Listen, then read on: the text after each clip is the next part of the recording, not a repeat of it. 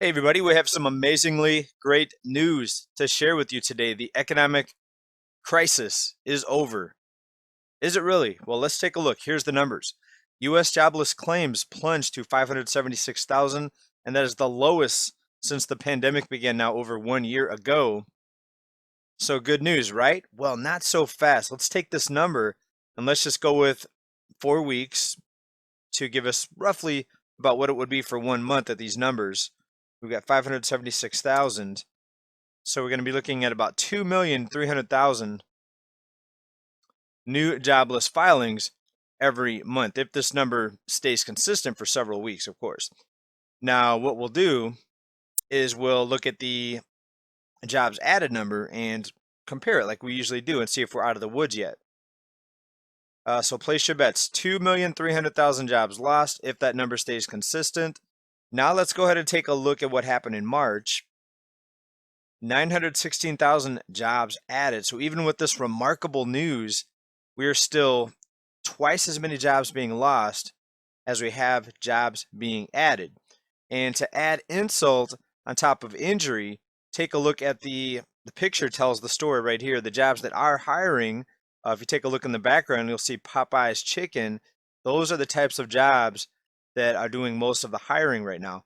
Leisure, hospitality, food services, not jobs that are going to catapult anyone out of poverty, to say the least. Now, also, we need to think about how many of these jobs are only around or have been created because of the spending, the nearly $2 trillion spending bill.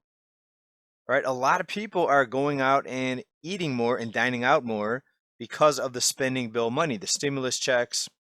And it's not just stimulus checks, it's enhanced added unemployment benefits. So you've got federal enhanced unemployment benefits on top of state unemployment benefits. The federal is part of the new spending package, the stimulus bill. Right? So how many of these jobs were actually created because of the new spending that was enabled by the rescue package?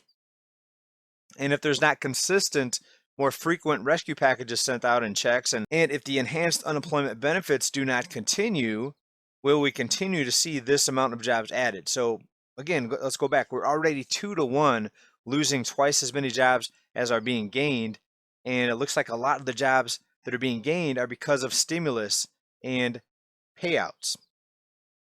Let's go back to this AP article right here, and let's go down into the article a little bit here.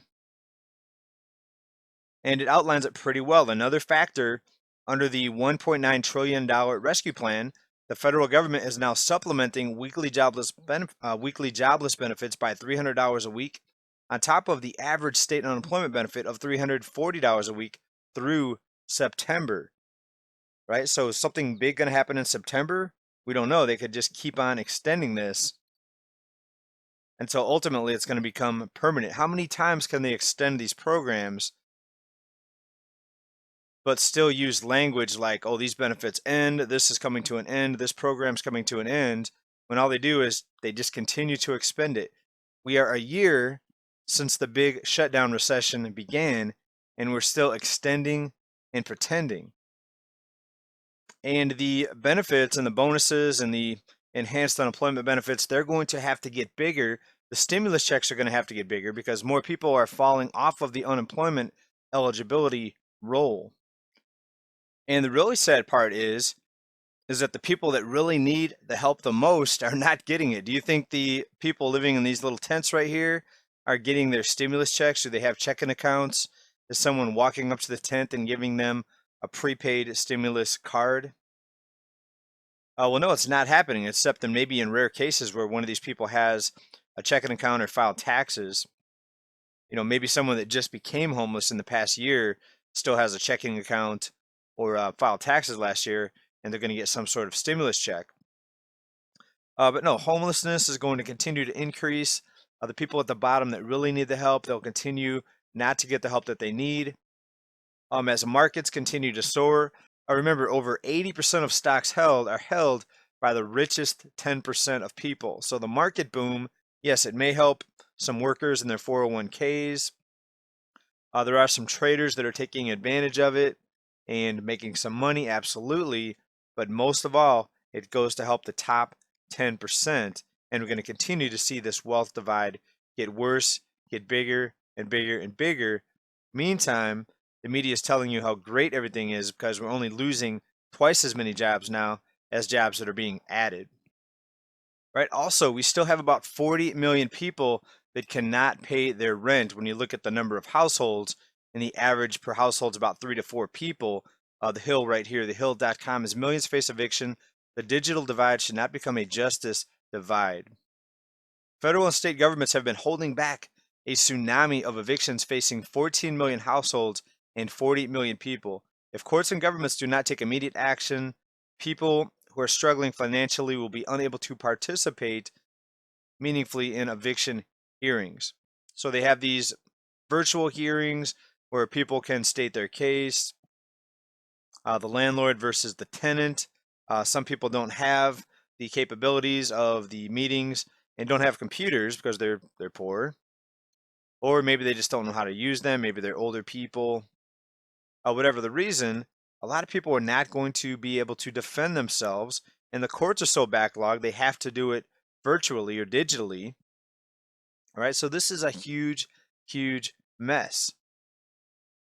And really, I'm not seeing anything being discussed that's going to resolve the issue or solve the problem. If you've heard something or seen something, let me know down in the comments. You know, we could all use some good news to tell us that there's a solution out there somewhere.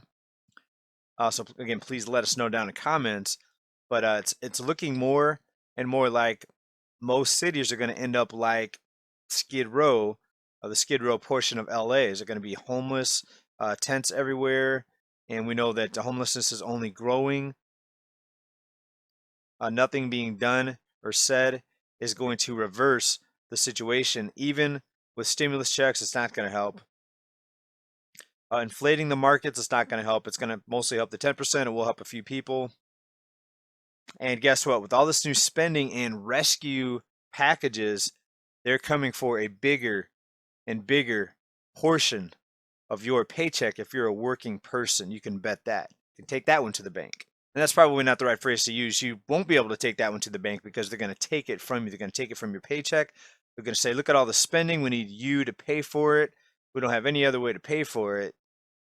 You know, ignore that printing press behind the scenes. It doesn't exist, like the Wizard of Oz, right? Ignore the man behind the curtain and give us your money. That's the truth. Thanks for watching this report, everybody. Stay well, stay safe, stay prepared. See you next time. Subscribe, like this video. Please come back for more. Support the real economic views that we present here for you. Stay well, everybody. Bye for now.